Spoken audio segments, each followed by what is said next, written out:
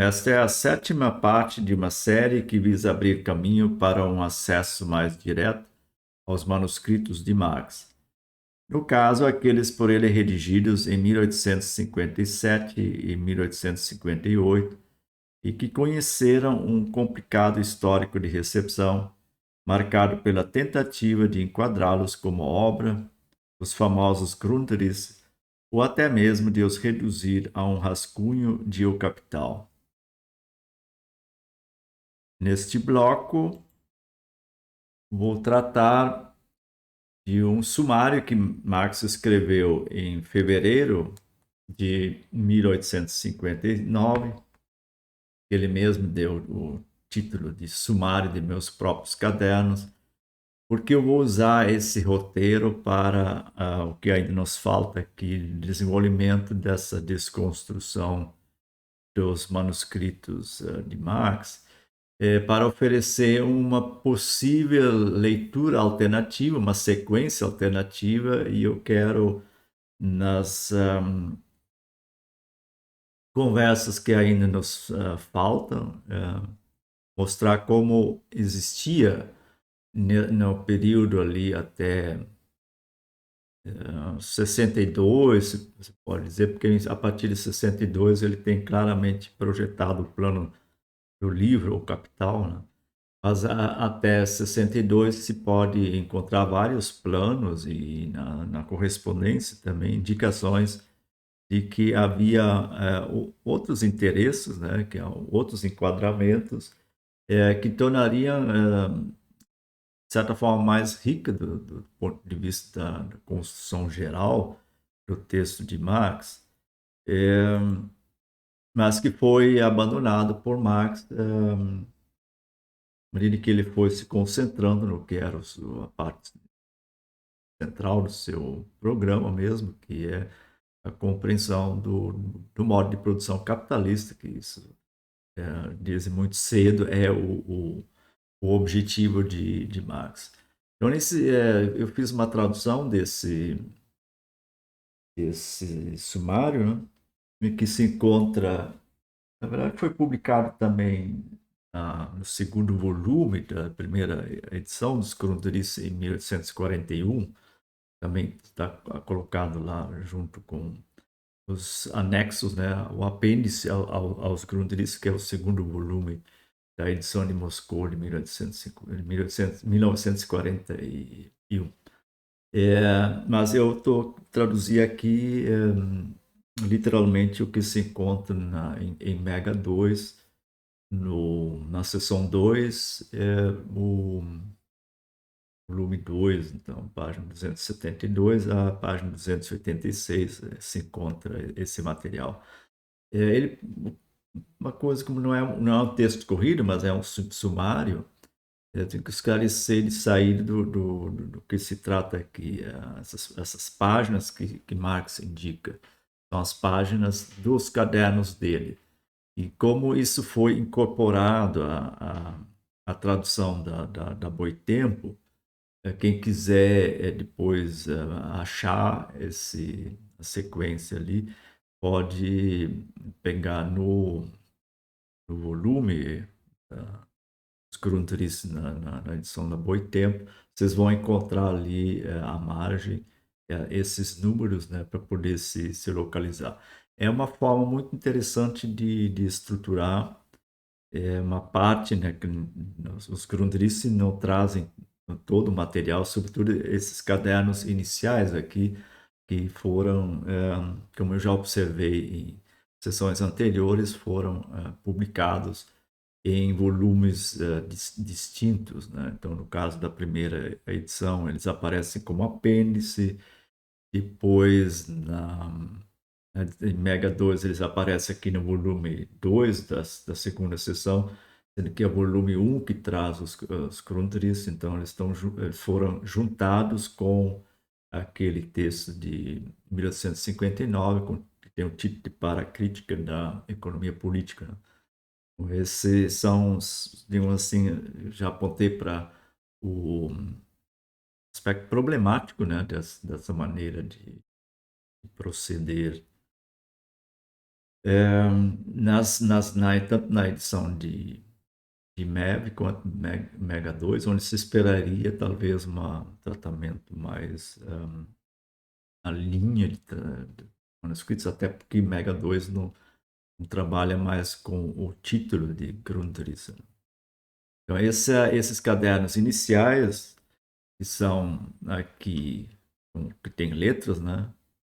Então, a partir do caderno 2 são aqueles 7 cadernos que constituem o núcleo central dos Grundrisse. Mas Marx, nesses anos 57, 58, trabalhou ainda outros cadernos que são depois publicados em separado, né? Então, esse primeiro caderno que ele menciona aqui, então, isso aqui é um sumário, a lista dos temas. A situação é a seguinte: Marx tinha encaminhado no início de 1859 o texto de Para a Crítica da Economia Política, que pela previsão deveria ter 3 capítulos, né? Um sobre mercadoria, sobre dinheiro e um sobre capital. E esse capítulo do capital acabou não sendo concluído e por isso para a crítica da economia política saiu só o capítulo sobre a mercadoria e o capítulo sobre o dinheiro. Então, nessa altura aqui, isso foi encaminhado para o editor e em fevereiro de 59, Marx senta para ver como é que ele pode agora juntar seu material para a redação do terceiro capítulo de Para a Crítica da Economia Política, né? E aí, ao longo de 59, a gente vai praticamente Marx passa a fazer outras coisas. E nesse tempo ali, 59 até 61, ele se ocupa muito pouco disso aqui. Ele, às vezes, na correspondência, fala: voltei a trabalhar nisso, mas não existem manuscritos correspondentes a isso, né? O projeto, de certa forma, ficou parado, em parte pelo fracasso editorial para a crítica da economia política.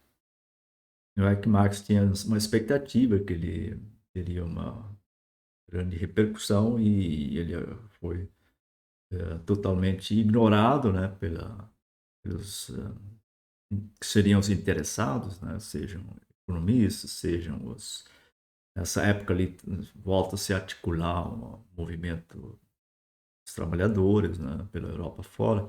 Então a expectativa de Marx era que teria ali uma grande acolhida e acabou praticamente morrendo na praia. Isso talvez tenha desestimulado ele a retomar isso.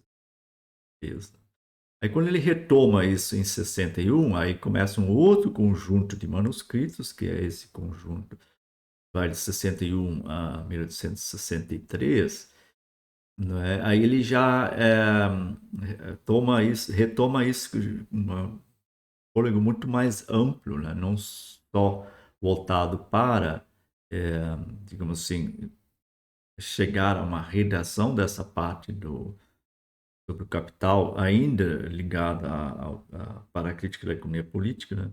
Mas já abre esses manuscritos 61, 63 são bastante vastos, né?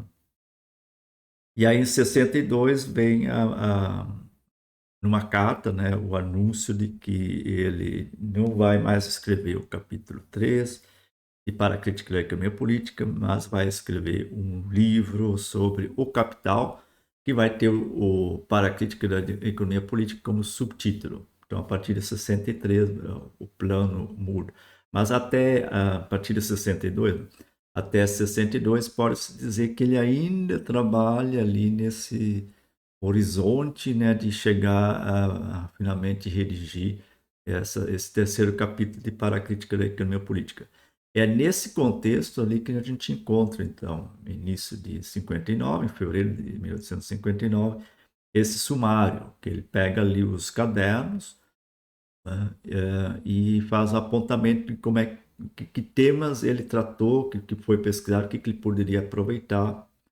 E esse sumário fornece um dos roteiros interessantes para a gente reconstituir o que poderia ter sido uma obra que Marx poderia ter escrito nessa época, em que o capital seria apenas uma parte.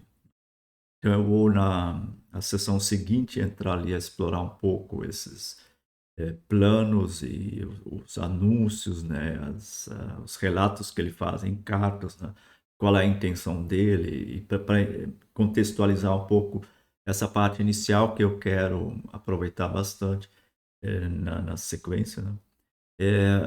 Na sessão de hoje, eu vou me limitar a apresentar o conteúdo desses cadernos na perspectiva desse sumário 59.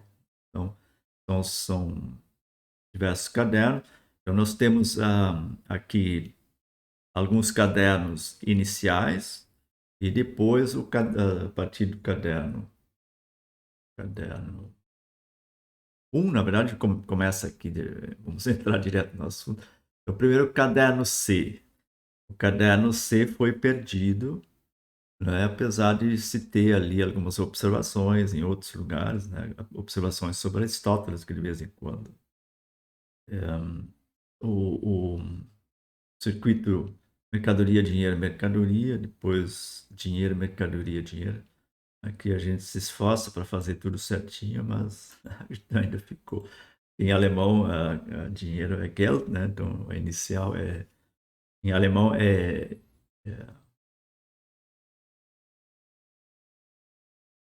isso, Ware, né? Geld, Ware, Geld, então é GWG. E em português é dinheiro, mercadoria, dinheiro, então TMT. Esses esquemas que vocês encontram em todas as leituras do Capital, né? O Capital é bastante trabalhado isso, né? Mas esse caderno C, ele não existe mais, se perdeu. E o caderno A, ele sofre mudanças de nome, né?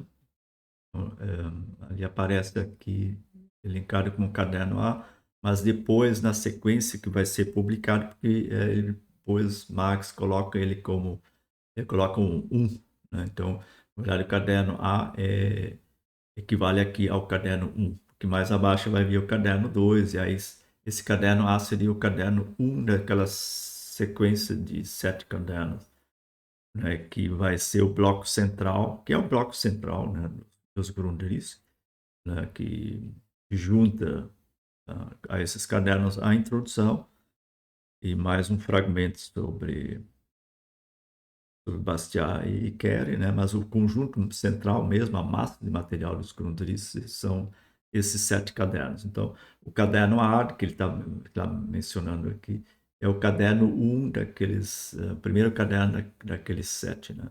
Então, no caderno A, que é de fato o início dos Grundrisse, né?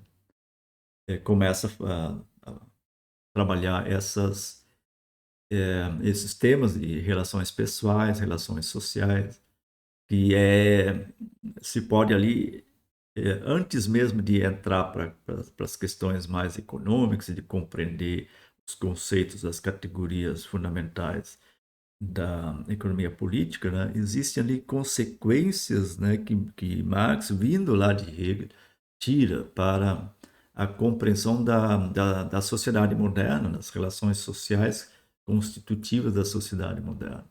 E aí entra um elemento assim, que ele vem desde os anos 40, né, refletindo as consequências ideológicas, os desdobramentos ideológicos, né?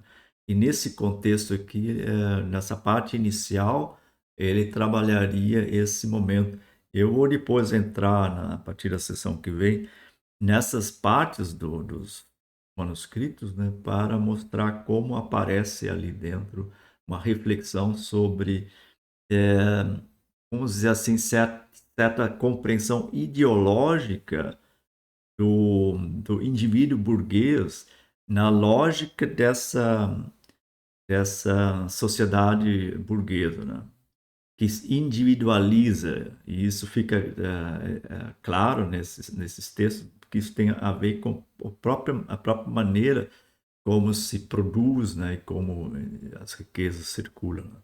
Então, na abertura ali dos Grundrisse, começa a vir esse elemento ali das relações sociais, e ali também considerações sobre independência burguesa, né? Que vai ter uma importância grande para Marx. Isso seriam preâmbulos, né? Mas que são muito importantes porque isso, ao longo dos textos de Marx, a gente encontra uma polêmica, tanto com certos socialistas, como é o caso de Proudhon, mas também com o pensamento liberal, né, que compreende as relações sociais todas na perspectiva da sociedade burguesa. E aí, de certa forma, naturaliza isso e passa a considerar que o ser humano sempre foi isso, e sempre será isso, né? Então isso acaba tendo uma um componente bastante forte de redução ideológica, né? Que Marx deve procurar evitar. Então a crítica à economia política de Marx tem também esse potencial, né, de servir de crítica da ideologia burguesa. Então esse seria o primeiro caderno. Então eu coloco o caderno 1, ali essas questões gerais, né? A gente pode depois entrar como isso aparece de fato nos Grundrisse, porque aqui ele pega algumas páginas do caderno 1, né? E depois ele passaria para o caderno B. Eu me dei conta ali na sessão anterior que eu não sei exatamente, porque eu me lembro na escola o professor pronuncia a belinha, né? Mas eu não sei se isso é a regra. Então vamos falar aqui de caderno B1. É porque nós temos o caderno B com uma linha, né? B duas linhas, né? Então vamos falar B1 e B2, né? Porque eu fiquei lá, eu tinha gravado na memória B, no caso ali B linha, B2 linha, só que B2 linha não faz sentido, porque linha é feminino, então teria que ser B2 linhas, mas eu não me lembro é, de que isso tenha sido pronunciado dessa forma, né? E como não consegui achar uma informação sobre isso, vamos tratar deles como caderno B1, B2. Então, esses dois cadernos, esse material também está publicado, esses cadernos ainda existem, os manuscritos, né? Eles estão publicados na primeira edição dos Grundrisse como apêndice, né? E como já mencionei aqui em Mega 2, eles aparecem no, nesse mesmo volume aqui de Mega 2, que traz os textos relacionados, segundo eles, para a crítica da economia política, né? Então, por isso eles aparecem aqui, porque eles entendem que isso aqui seria já uma primeira incursão ali. De fato, esse sumário tem esse propósito, né? O sumário tem esse propósito de juntar o material para continuar, dar continuidade ao trabalho, né, para a crítica da economia política e na redação do capítulo sobre o capital. Mas os editores entendem que esses cadernos, né, que seria então o caderno P1 e P2, e esses cadernos já seriam por isso eles tratam isso como urtext, né, como prototexto de para a crítica da economia política, que ali Marx já teria, porque esses manuscritos são de 58, né? O sumário aqui está sumariando cadernos de 57 e 58. Esses caderno B1 e caderno B2 são de 58, meados de 58. Né? E eles entendem isso, então, como sendo, assim, quase que uma primeira versão do texto de 1859, né, para a crítica da economia política. Né? E isto não bate muito com o que Marx está, sobretudo, sumariando, que apesar desses cadernos também entrar na questão de dinheiro, capital, né? Portanto, poderia ser entendido nesse sentido. O que ele está sumariando aqui, que seria então, nessa sequência aqui, o caderno B1, ele dá continuidade, na verdade, ao que está colocado ali em cima, que é a questão da independência burguesa, das relações sociais da sociedade burguesa que constituem esses indivíduos que agem livremente e que leva então a essa compreensão da sociedade burguesa como a sociedade em que se realiza plenamente a liberdade, a igualdade e por aí vai, que é a ideia que um liberal normalmente tem dessa sociedade, né? Então o caderno B1 ele daria continuidade nesse sentido a essa parte do caderno A ou do caderno 1, né, da página 22 à página 24 do caderno. Esse trataria então da aqui para baixo, né, volta isso, reino da liberdade e da igualdade burguesa, etc. Mas Marx está registrando aqui que isso tem esse reino da liberdade, a sociedade burguesa é o reino da liberdade e da igualdade burguesas, né? Porque a sociedade burguesa se compreende sempre num certo nível, que é o nível em que ela se apresenta na circulação simples, né? Em que todo mundo está agindo no mercado, né? Trocando coisas, né? Então, Marx está colocando aqui no sumário, aqui no caderno B1, ele está trabalhando a aparência da apropriação na circulação simples. A aparência significa que, como isso aparece na superfície então do mercado, né, na esfera da circulação simples, parece que todo mundo está trocando de igual para igual. E, portanto, ninguém ali é prejudicado, ou nessa esfera ali, todos agem como agentes livres, né? Vendendo, comprando coisas, estão trocando coisas, e todos são iguais, porque todos dependem igualmente do mercado, né, e se apropriam, então, na circulação simples das coisas que os outros estão oferecendo em troca daquilo que eles mesmos têm para oferecer. Então, está tudo em casa, tranquilo, né? É o reino da liberdade e da igualdade burguesa. Porque propriedade do próprio trabalho e alienação do próprio trabalho, quer dizer, o próprio trabalho aparece como fundamento da propriedade, que é essa ideia, né, muito forte dentro do pensamento de Locke, dentro do pensamento liberal, não é, que a propriedade tem seu fundamento no trabalho, né, e que aí, então, quem está agindo, atuando ali no sistema de trocas, é, está apenas trocando o que ele obteve através do seu trabalho. Isso, então, assim, é uma ideologia muito, muito forte, apesar de ela não ir muito longe em termos da compreensão do que que acontece de fato, porque a gente sabe que o mercado ele é dominado por vendedores que não vendem o produto do seu próprio trabalho, vendem o produto do trabalho alheio. Então, isso vai aparecer mais adiante. Mas vejo que Marx, ele em vários manuscritos, em vários lugares, explora esse aspecto de como aparece na superfície das relações econômicas ali, e uma ideologia que tem seu fundamento ali, né? Porque por exemplo, o trabalhador que vai procurar emprego, né? E vai estabelecer um contrato de trabalho, né? Ele age livremente.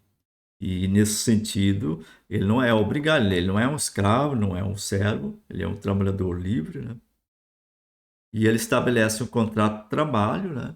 Em que aparentemente na superfície do processo, né, tudo é muito justo, porque assim é recíproco, né?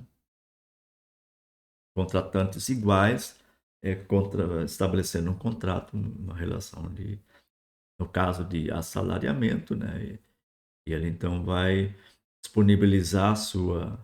Então, no nível da circulação simples, mesmo essa relação do capital com o trabalho aparece dessa forma, tudo se dá como é um jogo de livres e iguais, né? Mas aqui o que sempre retorna quando se trata, se faz essa fundamentação liberal, né, da propriedade, sempre volta esse tema como se mesmo numa sociedade capitalista desenvolvida, né, o que está por trás da propriedade é a apropriação por trabalho próprio. Quer dizer, de alguma forma, né, então a gente fala de mérito, né, hoje.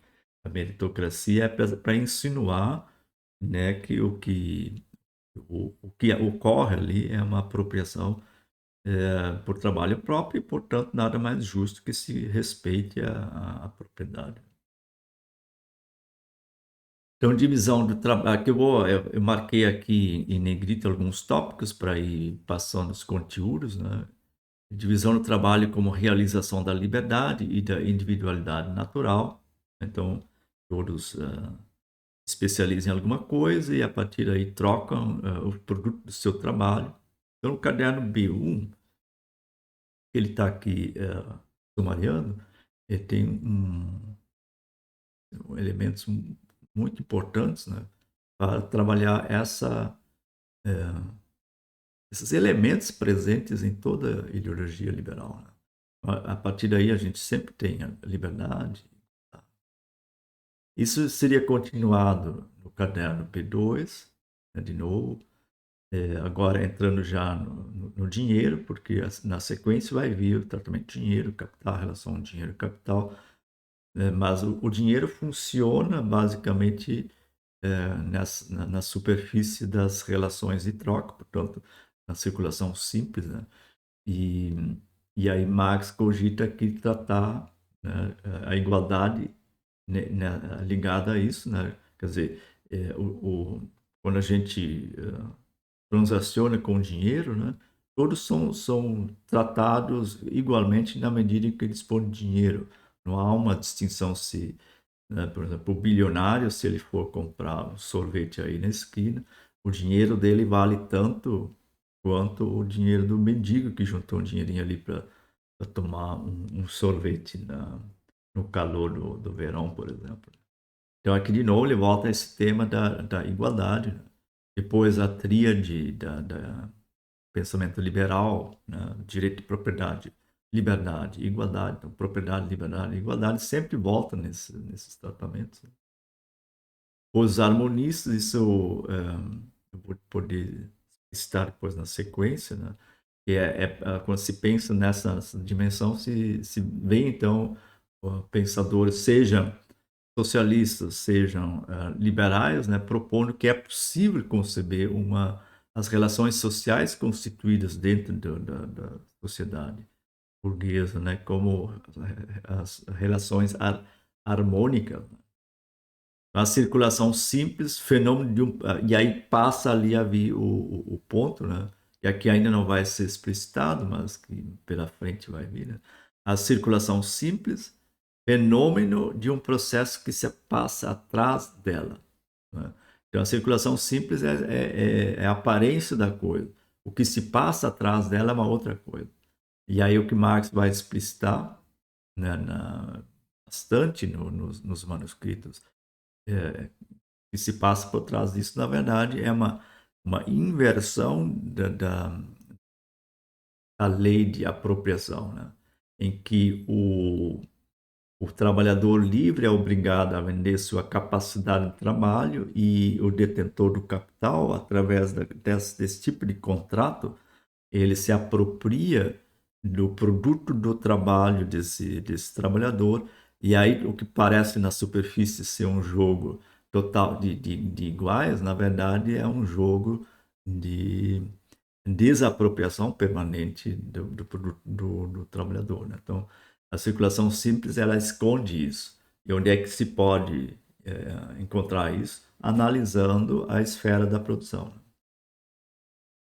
Então, passagem histórica da circulação ao capital, são considerações que vão vir ali. É, valor de troca com processo, dinheiro, capital, esses são ali, já começa a trabalhar, e é em razão desse tratamento, né, dinheiro, capital, esses elementos que também se encontram nesse caderno, talvez os editores tenham se convencido que isso seria uma primeira versão, né, de Para a Crítica da Economia Política, mas desses dois cadernos são muito mais ricos e eu pretendo explorá-los um pouco, tendo em vista esse potencial.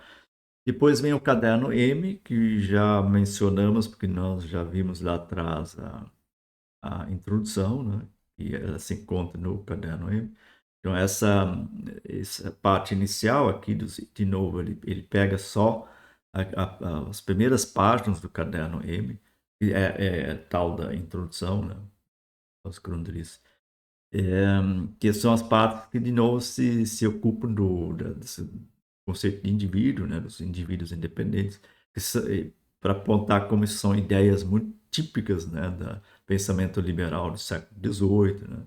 E ali ele já constata, né, eternização de relações de produção históricas, ou seja, a projeção de uma certa maneira como os homens se relacionam na sociedade burguesa, de projetar isso como se fosse válido em todos os tempos, né? Então, a gente encontra ali em Adam Smith, por exemplo, essa ideia de que desde os primórdios da humanidade, o homem sempre está louco para trocar, né? Pois, então, isso é a projeção, né? A eternização ou a naturalização de relações sociais típicas da sociedade moderna, né, burguesa, como se isso fosse se encontrasse em todas as formações sociais. E isso é um aspecto que Marx vai desmontar bastante, né? Depois ele volta à segunda parte do caderno B2. Então, ali em cima, nós temos o caderno B2 até a página 13.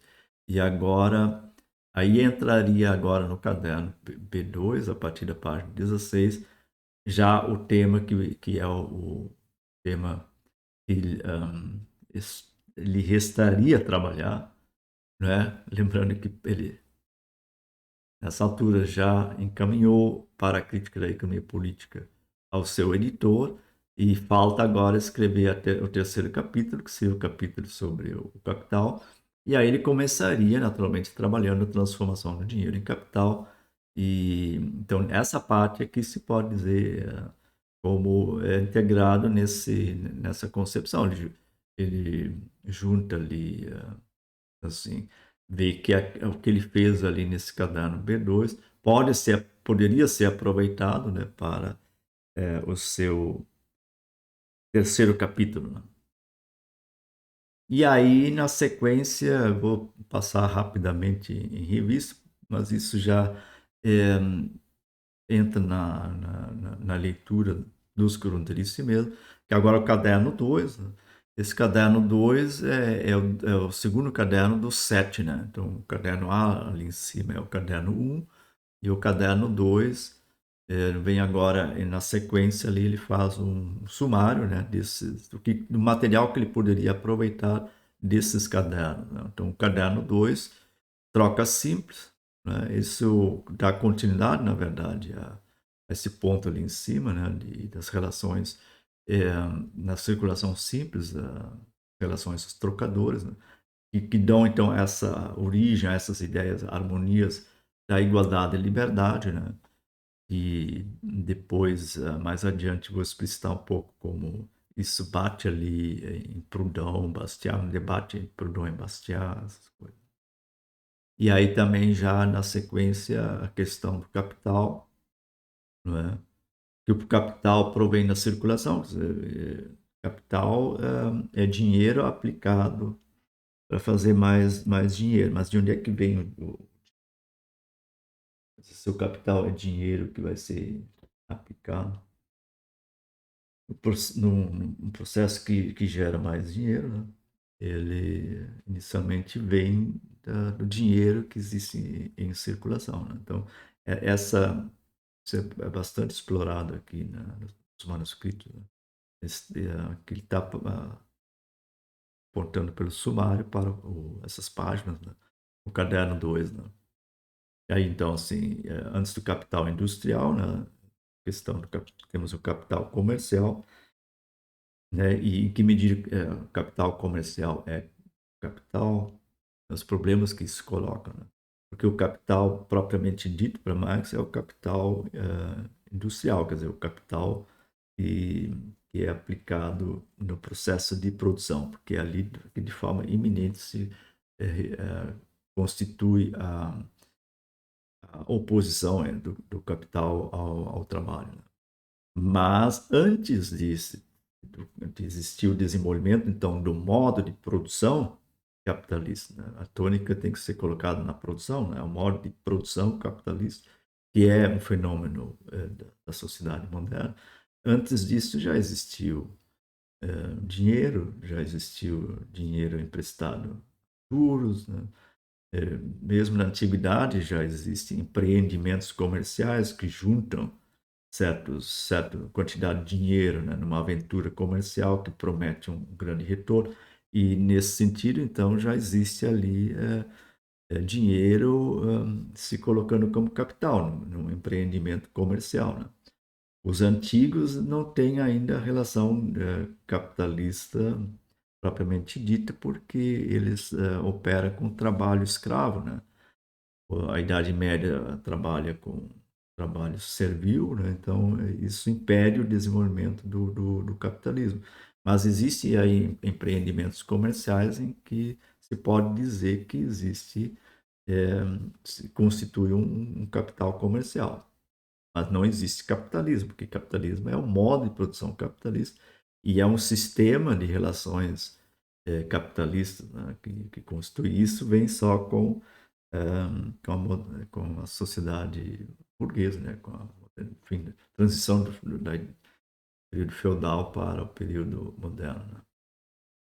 Então, a pergunta que se coloca ali, estamos aqui no sumário do segundo caderno, né? Passagem da circulação à produção capitalista. Esse é um tema central para Marx. Ali. Depois, no Capital propriamente dito, também não é trabalhado com a necessária clareza, né, de como é que se consegue.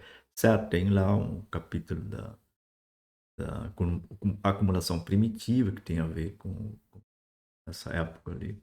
Mas é assim, é um ponto central para a pesquisa dele, né? E se, de acordo com esse roteiro, né, ele poderia ter explorado muito mais esse ponto, né? Depois, uma vez que se trata aqui de tratar dessas categorias todas dentro de uma teoria do valor, né, se coloca a questão da relação entre valor e capital, né? Depois, capital se define em sua relação com o trabalho, né? E aí nessa relação aparece ali o trabalho com valor de troca e valor de uso. Quer dizer, o trabalho, o trabalhador vende, né, a capacidade de trabalho como valor de troca. Mas no processo de trabalho, a capacidade de trabalho dele é usada como valor de uso. Então, esses temas ali que aparecem nos manuscritos são muito importantes, que é esse duplo aspecto do trabalho, né? Capital, segundo a matéria, é trabalho objetivado. Então, essa coisa que o capital, na verdade, provém de um trabalho anterior, que não significa, naturalmente, trabalho do capitalista, significa que o capitalista, né, se apropriou de trabalho alheio e que no novo circuito de produção, ele agora usa, né, um valor apropriado no processo anterior para contratar, né, um novo trabalho vivo, né, e usá-lo então como valor de uso, né, para produzir novo valor. Então, o fato de que o capital provém do trabalho não deve ser entendido no sentido de que o capitalista é o trabalhador, né, na verdade. O capital se constitui na contraposição ao trabalho. Ou seja, oposição trabalho produtivo vivo. E esse trabalho produtivo vivo preserva e aumenta o valor, né? Preserva o valor dos meios de produção, né? Da matéria-prima, dos meios de produção, maquinaria ou instrumentos de trabalho, né? E aumenta o valor que é ao excedente, né? Um trabalho excedente, ao trabalho necessário, que é necessário para repor o salário do trabalhador. o que ele trabalha além dali é um trabalho excedente. Esse trabalho excedente, ele produz mais valor, né? Então, é o fato de que há um trabalho produtivo vivo que entra ali, que produz e constitui a galinha dos ovos de ouro, né?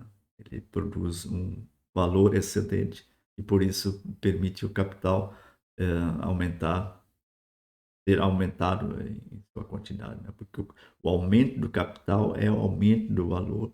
Isso tudo Marx está articulando nesses cadernos, né?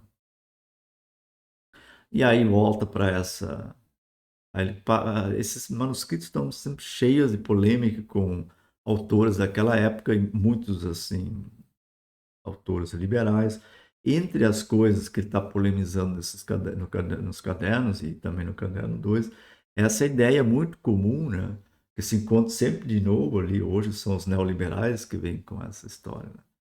E o trabalhador poderia poupar, né, e renunciar, e aí então enriquecer. Né? Poupar, renunciar ao consumo, né, como meio do enriquecimento para o trabalhador. Né?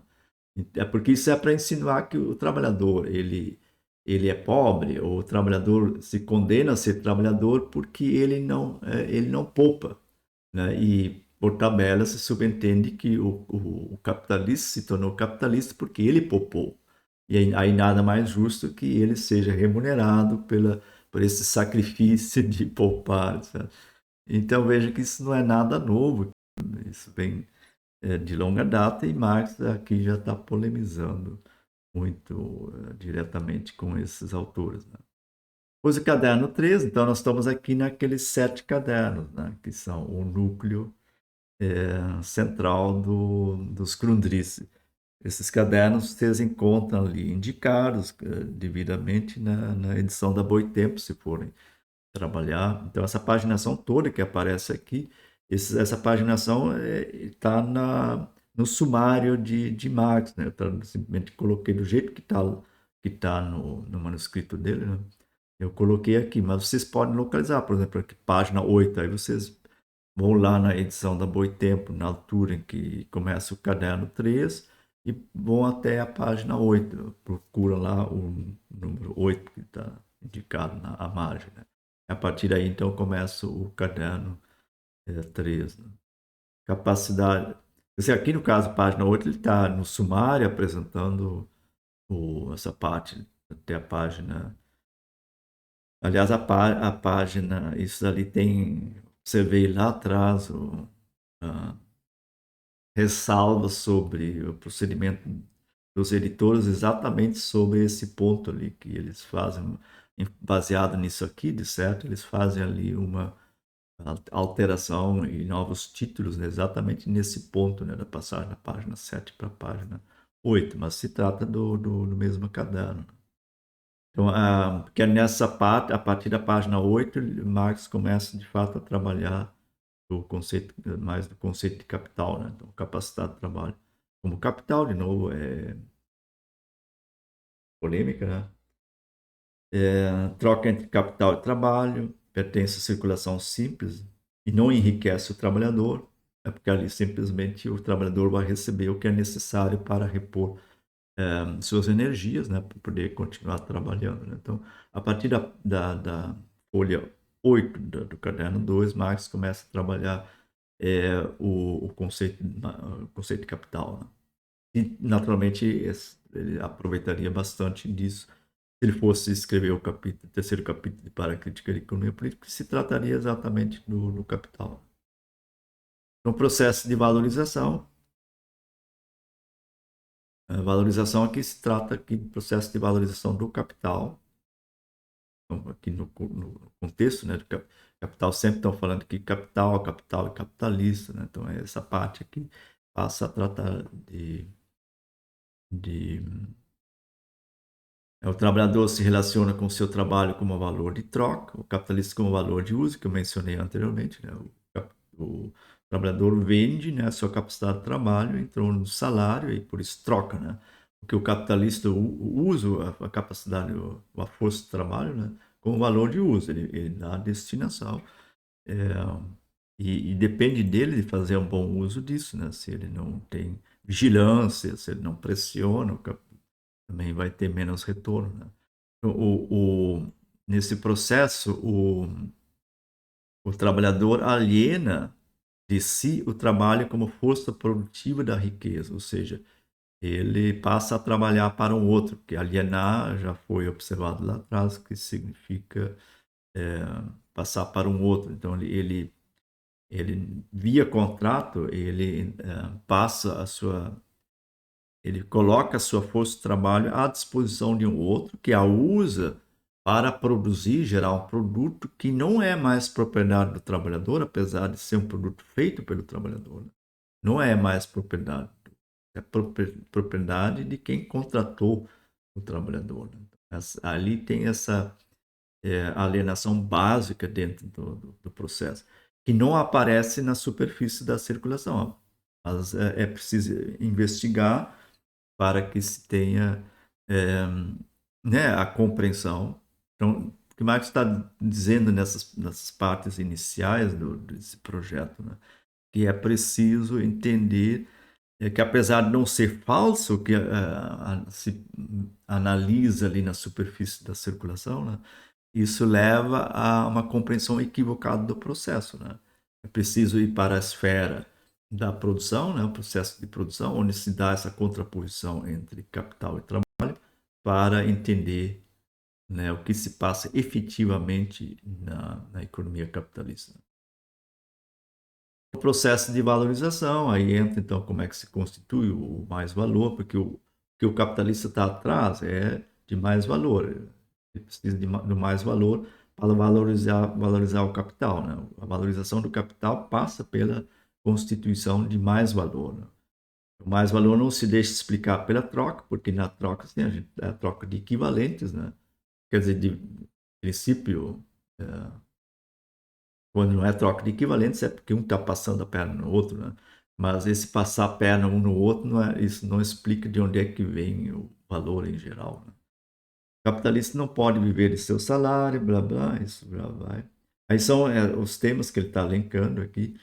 Mais valor, tempo de trabalho excedente, né? Quer dizer, trabalho é a fonte de valor, essa teoria que vem lá de Adam Smith, né? Trabalho é a fonte de valor. Então, para que eu tenha mais valor, eu preciso ter trabalho excedente, ou seja, trabalho além daquele que é necessário para cobrir o salário do trabalhador, né? Então, isso aqui são os temas que são importantes para fazer a passagem, né, da circulação para o capital, do dinheiro para o capital. Seria a parte inicial, né, do terceiro capítulo de Para a Crítica da Economia Política. Mais valor e força produtiva, força produtiva do trabalho é a força produtiva do capital, porque o trabalho, né, nessa relação de assalariamento, ele está a serviço do capital, então tudo que o trabalhador faz e consegue fazer em termos de produtividade está desde logo sempre se dá em benefício do capital, né? Então, assim, aqui é importante ver que se está entrando, né, se está abandonando a esfera da circulação, né, para entrar na esfera do processo de produção, para compreender, né, o que acontece, né, no coração do modo de produção capitalista, né? Isso não se consegue entender ficando na esfera da circulação, né? Então, há uma aparência das coisas na esfera da circulação e é preciso recuar, quer dizer, fundamento do que está por trás disso, né? E isso ocorre ali na compreensão do processo de produção. E o processo de produção, ele se vocês depois leem lá o Capital, né? O processo de produção do capital, né? Então, o processo de produção, é, ele está ali, ele é executado, né? Para cumprir o processo de valorização do capital. Então, essa parte aqui seria, depois no Capital, o tema, a maior parte do primeiro livro do Capital se ocupa desse processo de produção do capital. A parte inicial trata de alguns temas que fazem a transição, né? Mercadoria, dinheiro para capital, né? Para chegar nesse momento, né? Para depois voltar, porque é a esfera da circulação, né? E suas leis, Marx passa a trabalhar no que seria o volume 2 e volume 3 do Capital, que ele não chega a concluir, né, na época. Mas que Engels depois editou, baseado nos manuscritos de 1863 a 1866. O capitalista obtém trabalho excedente grátis e a preservação do valor de material e instrumento. Assim, grátis, porque assim, ele não paga trabalho necessário, trabalho. O trabalho necessário é o salário, é o que equivalente ao salário, né? Mas todo, porque assim, ele contrata a força de trabalho por um certo tempo, né? E tudo que ele faz o trabalhador trabalhar nesse tempo, né, gera um produto que fica com ele. Né? Então, uma parte do valor desse produto é, deve ser empenhado para cobrir o salário, né, que é o equivalente ao trabalho. Então, esse é um trabalho necessário. Né? O que vai além disso, né, é trabalho excedente e grátis, porque capitalista está se apropriando disso.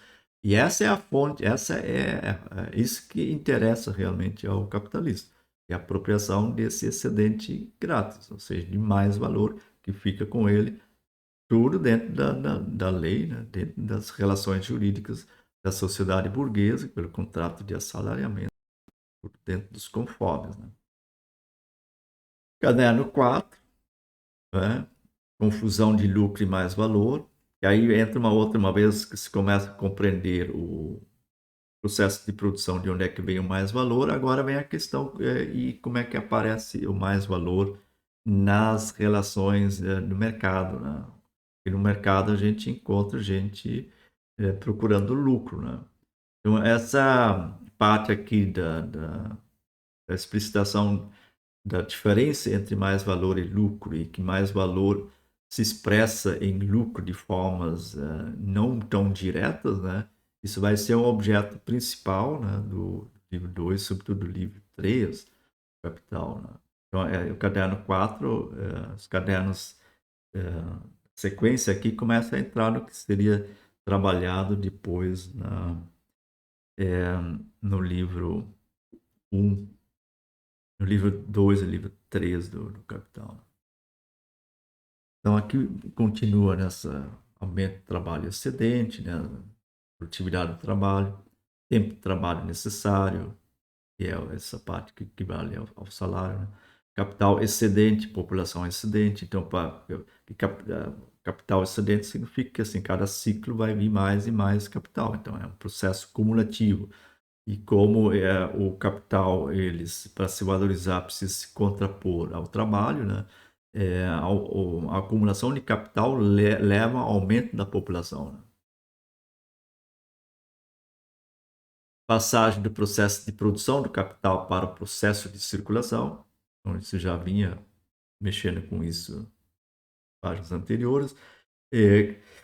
Então, seria a passagem para o segundo livro, né, do Capital. Né? Aliás, na primeira edição não foi incorporado, desculpe, nos manuscritos de 63, se encontra ali, seria um capítulo em que seria exatamente, trataria disso, passagem do processo de produção de capital para o processo de circulação, que ele acabou não incluindo no primeiro livro do Capital. Então, assim, essas partes aqui a gente pode considerar que, de fato, já estão mexendo com os temas que vão ser os temas do Capital. Mas vocês vejam bem, isso está num contexto mais amplo, em primeiro lugar, né? E depois, ainda com um outro propósito, né, de,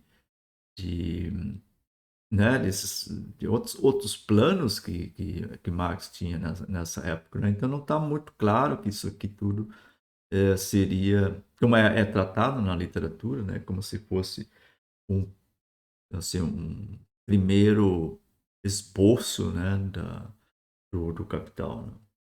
Os temas já estão aqui, né, mas como pretendo mostrar ainda na sequência, ali nas sessões seguintes, né?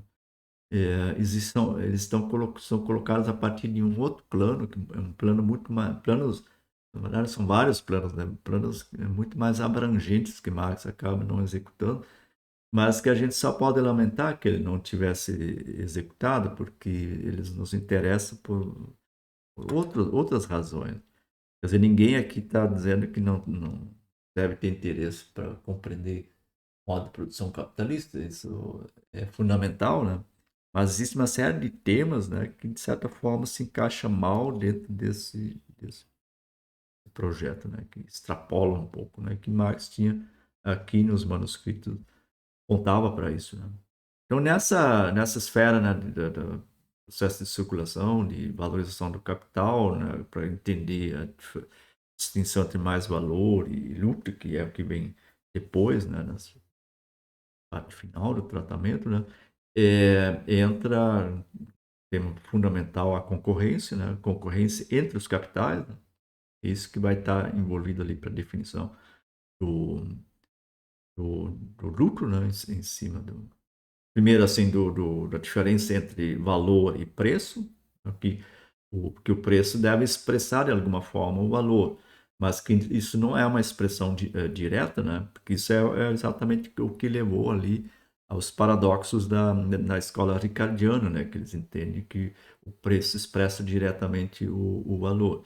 E Marx, então, passa ali a analisar isso dentro da esfera da concorrência entre capitais, para mostrar que não é uma expressão direta, que tem a ver, né, mas não é uma expressão direta.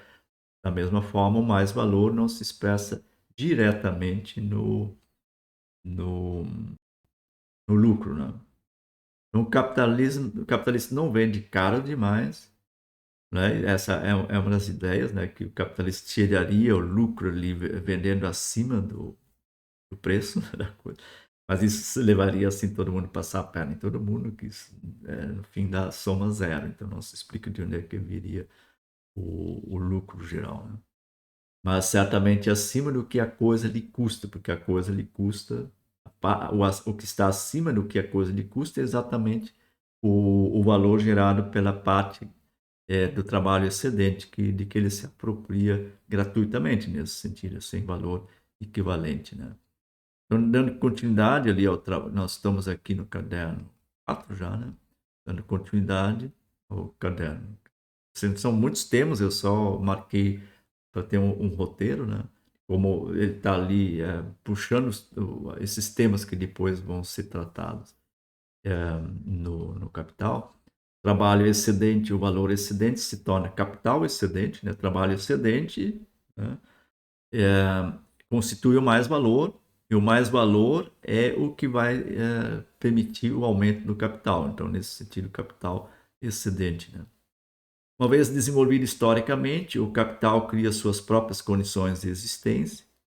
Aqui começa a aparecer um tema que Marx, de forma mais extensa, só trabalha nesses manuscritos, né, que é esse processo, né, de constituição histórica do capital, que leva ali, por um lado, a escrever a acumulação primitiva, que Marx leva para dentro do Capital depois, né? Mas, sobretudo, um longo desenvolvimento aqui, aquilo que ele está chamando aqui de formas que precedem a produção capitalista. Porque se o capital deve vir da circulação, é, de onde é que vem a circulação? Então, deve existir circulação em formas de produção é, pré-capitalista, né? Então, em que há circulação de dinheiro, mas que ainda não se tem a produção dominada pelo dinheiro, né, do capital. Caderno 5, continuação sobre o processo que precede a formação da relação capitalista ou acumulação produtiva. Então, caderno 4, caderno 5 tratam longamente dessas formas pré-capitalistas de produção. Né? No caso do desenvolvimento do capitalismo, né, é basicamente a forma feudal de produção, porque é de dentro do modo de produção feudal que se desenvolvem, né, as relações tipicamente, né, e capitalistas depois. Aí começa a entrar em temas que depois Marx vai trabalhar exaustivamente no livro 2 do Capital. Veja que, assim, era muita massa que tinha nesses manuscritos 57 e 58, que não daria para incluir tudo num capítulo, até porque seria totalmente desproporcional em relação ao capítulo sobre a mercadoria e o dinheiro, né? Esse texto de para a crítica da economia política, né?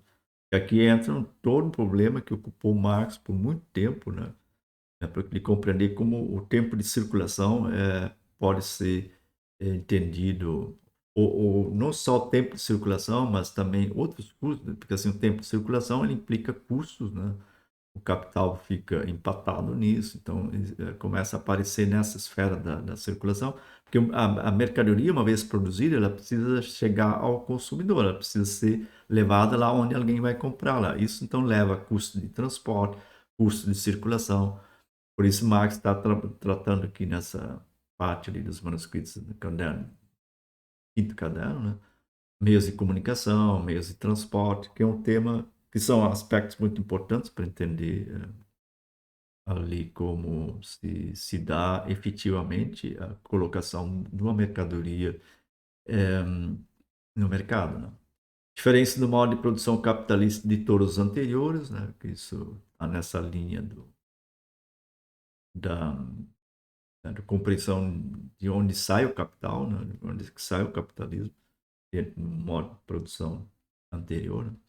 Compensação entre os diversos capitais nas condições de circulação. Esse é um tema que Marx começa a trabalhar e é muito importante para superar as aporias da teoria ricardiana.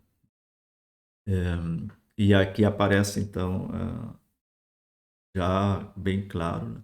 E a partir de uma certa altura que Marx começa a trabalhar mais diretamente a literatura. Então, Storch, Malthus, Thompson, né, Ramsay, Ricardo, Quincy, né, isso tem a ver com o projeto.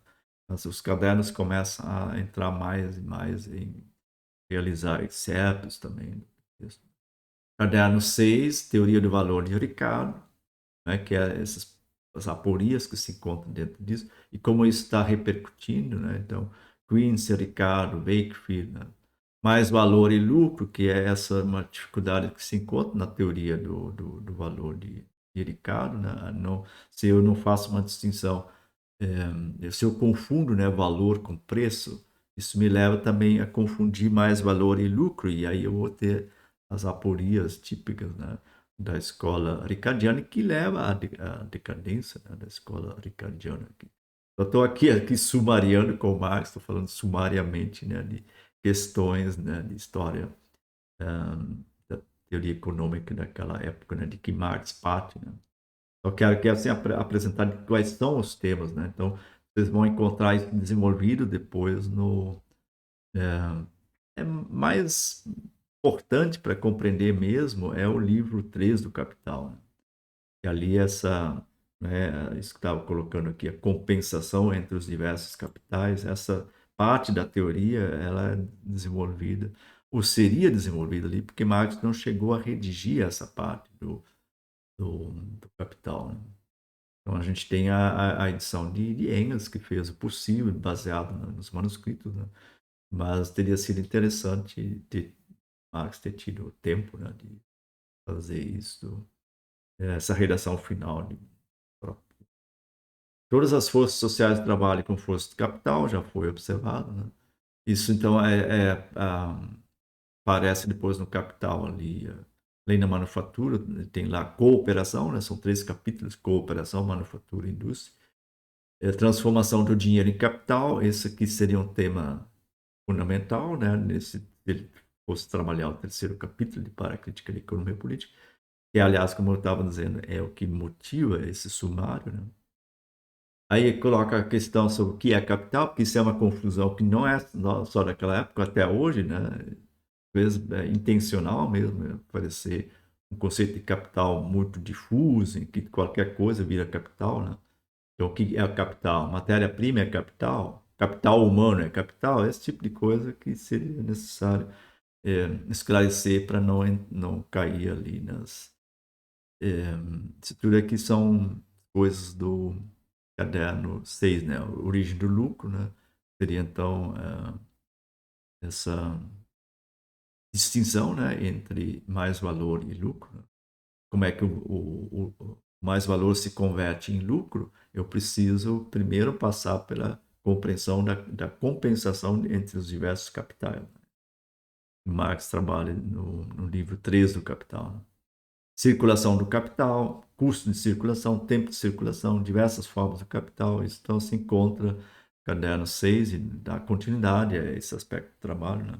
Aliás, a partir do caderno 6 e caderno 7 tem muita coisa repetida, né? Porque ele está ali pesquisando, aprofundando, né, a sua pesquisa. Então, o que estamos fazendo aqui? Estamos sumariando os cadernos, os manuscritos, né, de 1857 e 1858. O que dá para fazer disso, eu vou procurar mostrar a partir da sessão que vem, né? A parte do capital no tempo de produção, a parte do tempo no tempo de circulação se alterna, mais valor global, tudo isso é a parte final. E um último tema aqui que é interessante apontar, que começa a trabalhar aqui na relação ali capital fixo e capital circulante, né? A importância da máquina, da maquinaria, né? E vai dar continuar isso no caderno 7º, o último caderno, né? Do capital fixo, né? Em que medida o capital fixo, máquina, cria valor, que é um problema discutido até hoje, né? Fala a posição de Marx em relação a isso. Ele tá, na verdade, pesquisando de uma forma muito aberta. Produtividade do trabalho, do capital fixo, tempo de conversão do capital composto de capital fixo e capital circulante, né? Então, assim, o capital ele tem um ciclo, né? Circulação do capital fixo, quer dizer, como é que o capital fixo que é empatado ali em maquinaria e outras outros elementos necessários no processo de produção, mas que não passam imediatamente para o produto do processo, né? Como é que isso vai ser abatido, né? Como é que isso vai entrar na circulação, né? Então, isso são coisas que Marx está junto com coisas como custo de manutenção, capital que rende frutos, né? Transformação do mais valor em lucro. Os frutos aqui são o lucro, né? Taxa do lucro, queda da taxa de lucro, que é um termo muito importante na teoria de Marx, né? Vai, pois, exaustivamente trabalhar nisso. Mais valor é igual à relação do trabalho excedente com o trabalho necessário, acho que já ficou claro isso, né? Em vários momentos entra ali, e é também uma das passagens que muita gente acaba lendo o Grundrisse por causa desse tratamento da maquinaria, né? Maquinaria e mais trabalho, recapitulação da doutrina do mais valor em geral, isso tudo estaria ali, está no caderno 7º, né? Dinheiro e capital fixo. Então, esse roteiro aqui, esse roteiro vocês podem usar também para estruturar a leitura dos Grundrisse. Esses títulos que assim, aqui é nesse sumário, isso aqui a edição, a primeira edição usou para colocar títulos, né? Mega tirou muitos desses títulos, mas alguns deles Mega 2 ainda usa, né? Mas quando a gente pega as edições mais antigas, se encontra muitos títulos. E onde é que eles saíram? Eles saíram desse sumário, né? Origem do trabalho assalariado livre, né? Isso então aqui é da acumulação primitiva, né? A fase em que se acumula, por um lado, dinheiro para depois ser investido como capital, e por outro lado, um processo que acaba gerando o trabalhador livre, né? Para ser assalariado. Então tem período ali de vagabundagem, gente que é expulso do campo, né? E que acaba sendo absorvido depois pela indústria, né? Maquinaria, trabalho excedente, são os problemas, né, que Marx se coloca aqui. Tendência da maquinaria a prolongar o trabalho, que parece uma coisa paradoxal, mas é a coisa mais trivial que a gente constata ao longo da história. Quer dizer, a maquinaria permite dispensar trabalho necessário, mas uma vez que isso aumenta o trabalho excedente, né, o capitalista tem todo o interesse em prolongar a jornada de trabalho, né? E quanto mais horas de trabalho ele faz trabalhar, tanto mais trabalho excedente ele se apropria, né?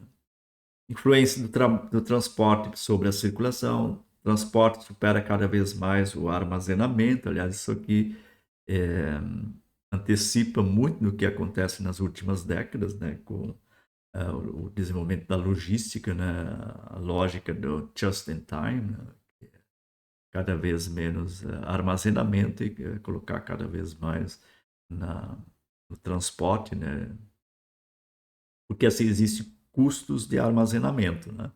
Esses custos de armazenamento podem ser poupados se eu faço esse sistema de just in time, que é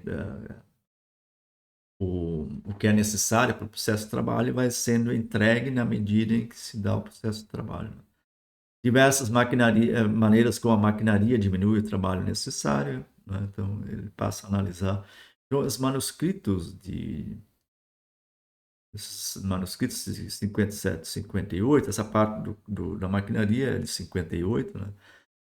Eles atraem muita atenção de gente que está interessado nessa questão da tecnologia, né? Da maquinaria, como é que ah, a ciência e tecnologia, né? Se isso é um fator que gera valor, ou como é que entender isso. Então, Marx, desde 58, está se ocupando explicitamente, bastante extensamente disso, né? Então, necessidade da falta de propriedade do trabalhador, porque se ele tem a propriedade dos meios de produção, ele tem a propriedade das coisas, ele não vai trabalhar para o outro, ele vai trabalhar para si mesmo. De novo, aqui a polêmica com a teoria da poupança, que já vimos o que é, né? O trabalhador poupar, ele também pode virar capitalista, o que é uma grande ilusão.